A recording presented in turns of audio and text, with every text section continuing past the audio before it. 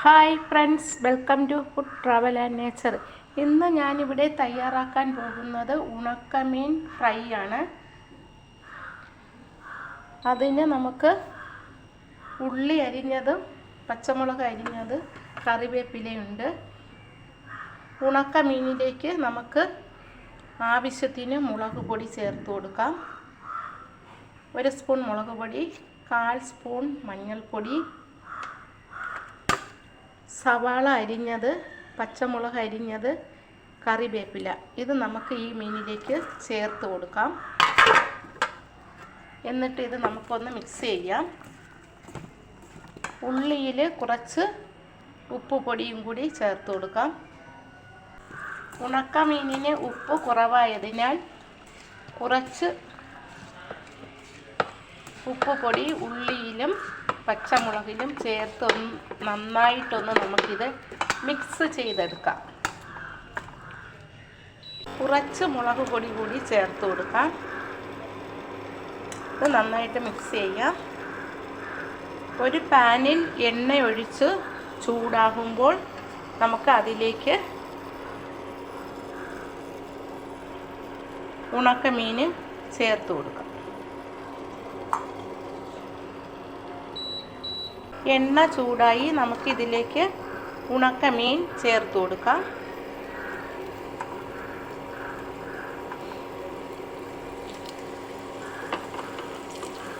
ഓരോ കഷ്ണങ്ങളായിട്ട് നമുക്കിതിലേക്ക് ചേർത്ത് കൊടുക്കാം. ഇത് പരവ മീനാണ്.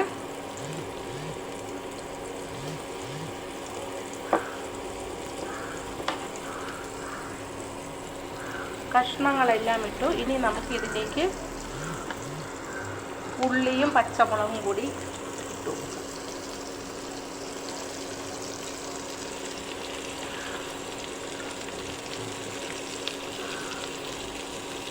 ഇത് നമുക്കൊന്ന് ചെറുതായിട്ട് ഇളക്കി കൊടുക്കാം. ഉള്ളിയൊക്കെ മൂത്ത് വരണം. ഉണക്കമീനും ഒന്ന് നല്ലതുപോലെ മൂക്കണം. ഞാൻ ഈ ഉണക്കമീൻ കുറച്ച് സമയം വെള്ളത്തിൽ കുതിർത്തതിന് ശേഷമാണ് നല്ലതുപോലെ കഴുകിയെടുത്തത്. അപ്പോൾ അതിൻ്റെ ഉപ്പെല്ലാം പോയി. അതുകൊണ്ടാണ് ഞാൻ ഉള്ളിയിൽ കുറച്ച് ഉപ്പ് പൊടി കൂടി ചേർത്തത്.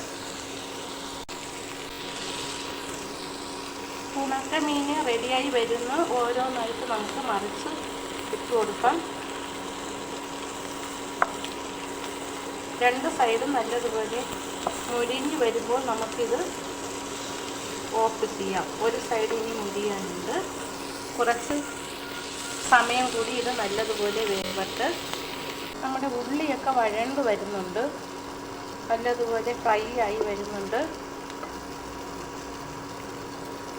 ഉണക്കമീൻ നമ്മുടെ ഉള്ളിയൊക്കെ നല്ലതുപോലെ ഫ്രൈ ആയി വരുന്നുണ്ട്.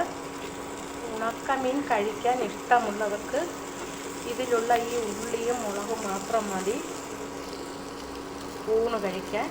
നല്ല ടേസ്റ്റിയാണിത്. ഉള്ളി കൂടി ചേർക്കുമ്പോൾ ഈ ഉണക്കമീനിൻ്റെ ടേസ്റ്റെല്ലാം ഉള്ളിയിൽ വന്ന് നിൽക്കും. അപ്പോൾ ഈ ഉള്ളി കൂട്ടി കഴിക്കാൻ വളരെ ടേസ്റ്റാണ്. ഉള്ളിയെല്ലാം ഫ്രൈ ആയി വരുന്നുണ്ട്.